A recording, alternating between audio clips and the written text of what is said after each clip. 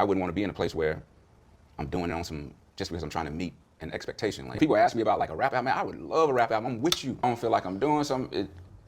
It don't matter. Maybe I exhausted the thing, and sometimes you have to kind of try something else. The Carter 6 is exactly why 3 Stacks doesn't want to release another rap album. Andre 3000 quit while he was ahead, and he made sure that his whole career isn't tainted by a bad release just because he wanted to satisfy his fans or because he simply didn't know when to quit.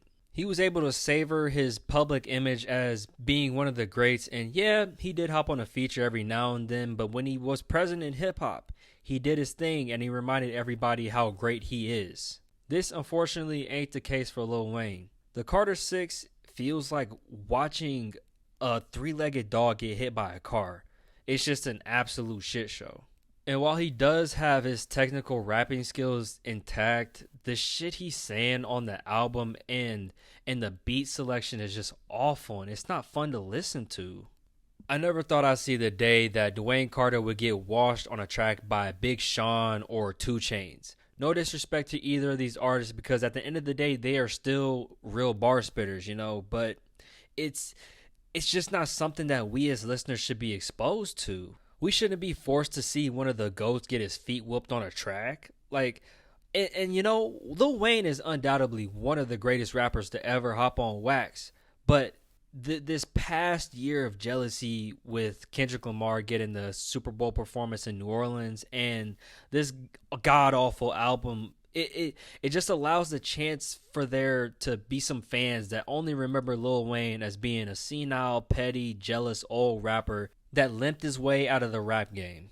Now, that statement is very much just like speculation on my part, but if you've seen Game of Thrones, then you know that a bad ending can completely tarnish all the highs and all the achievements that anybody or anything has achieved in the past. Like, I never thought that the man who contributed so much to hip-hop and so much of my childhood would be making annoying co-worker music and music for Republicans. Like, it's so disheartening. In all honesty, I don't think I would be as upset with this album as I am if it wasn't a part of the other Carter albums. The Carter 1 through 4 are some of the best records in hip-hop history, and the Carter 5, it was like a cool addition to his discography in like his late career, but this album being a part of these classic records just leaves such a bad taste in my mouth.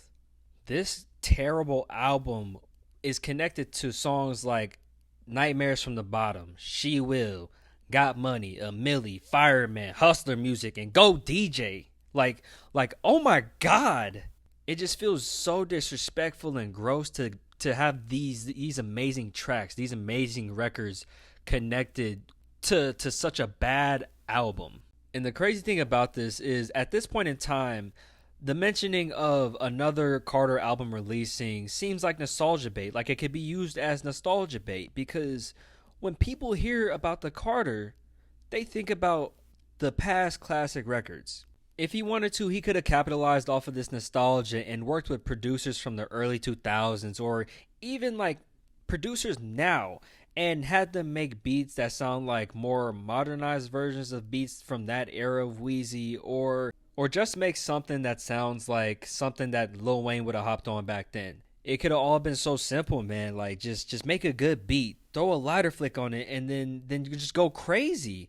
And he could have fed even more into that nostalgia and had like older artists send over their best verses and they all just go crazy. Hell, he could have just chosen good beats from like this modern age of rap, but he just chose not to. Bells genuinely feels like you just got trapped in the corner with your drunk uncle and he's just yapping about some nonsense at the family cookout.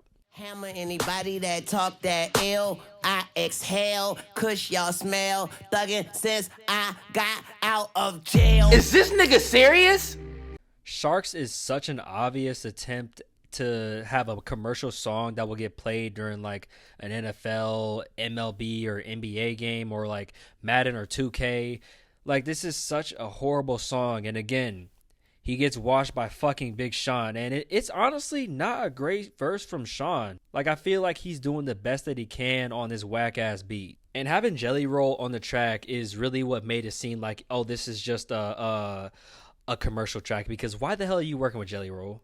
Like, yeah, Wayne does hop into other genres of music, but like it's hopping on a track with like a popping country artist. I don't know. I'm assuming he's popping. I don't listen to country music like that, but like hopping on a track with a popping country artist just makes it seem like, oh, I want white folks to listen to this shit. I want white folks to be able to consume this in a way that makes me money. Cotton Candy is another track that feels like an obvious attempt at getting a commercial poppin' track. Like, and on this one, he really gets washed by 2 Chainz. Oh my God, it's embarrassing. In Candyland, I'm the handyman, got a tool on me, a Zool on me. Where would I be without my... Loki's theme could have been cool. He's showing signs of life, you know, he's being animated, but he's got a lot of bars where I'm like, what is he talking about? So your bitch try be my meat, that's that meat. So you know blood. Is this nigga serious? And then halfway through the track, this horrible sounding guitar starts and it turns into a hip-hopified, a niggified country mix. And then we got Peanuts to Elephants. This is one of the most overstimulating tracks I've ever heard in my life. This shit sounds like a bunch of Dry Bones and Shy Guys and Bowser shooting dice and then shooting up heroin.